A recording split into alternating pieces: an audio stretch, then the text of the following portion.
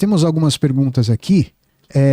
Eu vou começar com a pergunta do Ricardo. Ele fala aqui o seguinte: como vê a tendência de alguns líderes evangélicos que se afastam de posicionamentos firmes sobre questões políticas e sociais? Cara, eu acho que omissão é uma posição, primeiro ponto. Segundo ponto, eu acho que se a gente se tornar neutro a ponto de ser insalubre, o evangelho já fala sobre isso, né? A gente é como um sal que não salga e que o único destino que tem pra gente é ser lançado por terra e as pessoas pisarem em cima, né? A Bíblia fala sobre isso quando fala que a gente tem que ser um sal da terra e luz do mundo. Agora, o porquê disso? Eu acho que tem muita voz profética sendo calada por conta de algoritmo, né? Tem muita gente que prefere ter uma posição sempre neutra para não perder convite, acesso ou engajamento. E estão tendo sucesso, alguns deles estão tendo sucesso.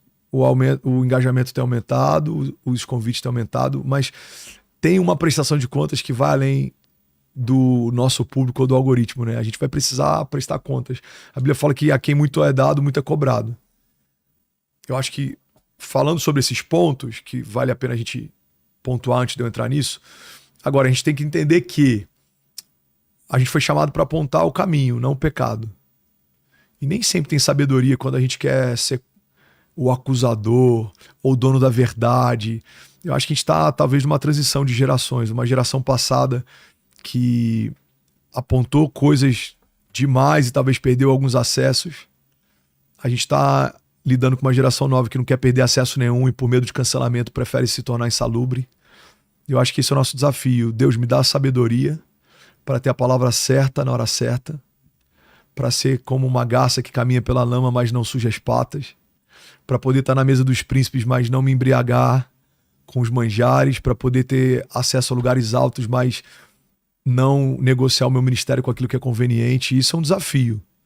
Eu tenho lutado, cara, com muito temor e zelo para tentar me manter nesse lugar, porque é o que eu falei no início do nosso conversa, né? Não é sobre como começa, é sobre como termina. Então eu tenho acesso hoje a muitas instâncias de políticos, eu tenho acesso a muitas mesas de empresários, eu tenho acesso a muitos backstage de artistas, mas você não vê isso afetando o que eu prego, o que eu penso, como eu me posiciono, porque no dia em que eu deixar de pregar a verdade por medo de perder um acesso, eu já perdi a verdade, cara, e a verdade vale mais do que qualquer acesso. Então eu acho que é sobre isso, cara. Agora, só um parênteses, uma das coisas que mais tem roubado a autoridade da igreja é o comportamento da própria igreja. Como assim? Cara, o que tem de hater hoje falando em nome de Jesus e, na verdade, sendo mais pedra de tropeço e gerando dissensão do que... Dentro da igreja? Cara, se você for pegar... vou dar um exemplo. Se eu tô hoje num jantar de aniversário de um jogador de futebol ou de algum cantor secular, ninguém sabe o backstage e a relação que eu tenho com esse cara. Ninguém sabe se esse cara liga de madrugada chorando, pedindo oração, se esse cara tá tendo um encontro com Jesus, se ele tá vivendo um processo, se esse cara tá em crise porque talvez tá até pensando em abrir mão da carreira para poder se envolver com Jesus. Ninguém sabe desse backstage e não precisa saber, porque isso é uma relação dele com Deus. Agora, se eu tô num jantar desse cara e oro por ele, o que você vai ver de crente nos comentários dizendo é absurdo. Pô, você diz que é pastor, mas tá nesse tipo de lugar. E, mano, de todo tipo de comentário. Quando eu olho isso, eu entendo por que a igreja perdeu tanto acesso. Porque em vários momentos, quando o mundo se abriu e esperou de nós uma palavra de graça, teve de nós o pior que a religião pode oferecer. O que tem de pior que a religião pode oferecer? Cara, justiça própria.